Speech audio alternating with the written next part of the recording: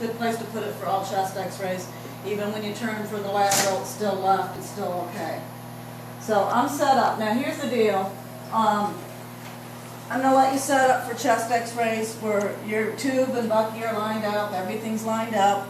But when it comes to some of the sims that we go as we start moving along and you're getting more and more experience, when we had a clinical instructor meeting in the summer, the clinical instructors, their complaint about students is when they go to do a comp, part of that comp is room setup. Well, room setup really means just going and making sure that everything's there. Like, I'm not totally set up right now. I have to make sure I have my shield in the room.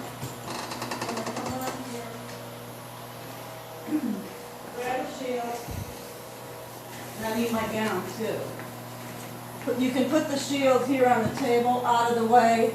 Do not put the shield over the Bucky, because I've heard students, well, this way I won't forget it, I'm just going to put it over the Bucky. You wouldn't do that with a patient in the room, that just looks tacky. So you're going to just put it on the table that you're not using, and you just have to remember to use the shield. And here's a gown, so you just get the gown out, you get the gown and shield out, and you're good to go. At the clinical instructor meeting, a couple of the clinical instructors were complaining that students spent so much time setting up, like 10 minutes just to set the room up, and then maybe they couldn't use the way it's set up. They had to move it anyway when they got the patient in there, because you have to adjust things. So their suggestion was, forget where the tube and Bucky are, we don't care. It's in the room, you're going to have to learn to multitask, and you need to learn to talk to your patient, move the cassettes and multitask, and move the equipment as you're talking to your patient. You still can make that eye contact with the patient, but you're speeding things along. That's what they want to see. So we're going to incorporate that into the sims. It's coming from them, it's not coming from us. For this one, go ahead, set it up, get yourself comfortable, but after we do a couple sims, I'm going to want you to start being able to multitask too. A good example of that also is you get a chest x-ray, the patient's in a stretcher. They can't stand.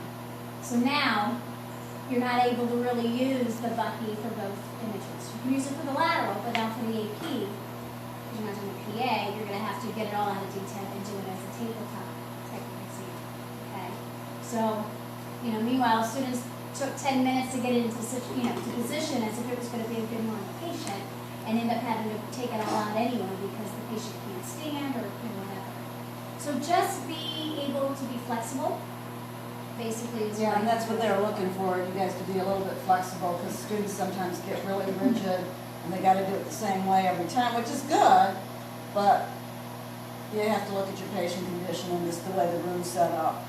And things in hospitals now are getting pretty tight where you don't have a whole lot of time to do things, so you have to just keep moving along. Did you have a question, Chris? Yeah, for Sims, we're not going to know if they're going to be they can't stand or not. For this sim, they're going to be in a wheelchair, they can stand. We're not going to do that to you yet.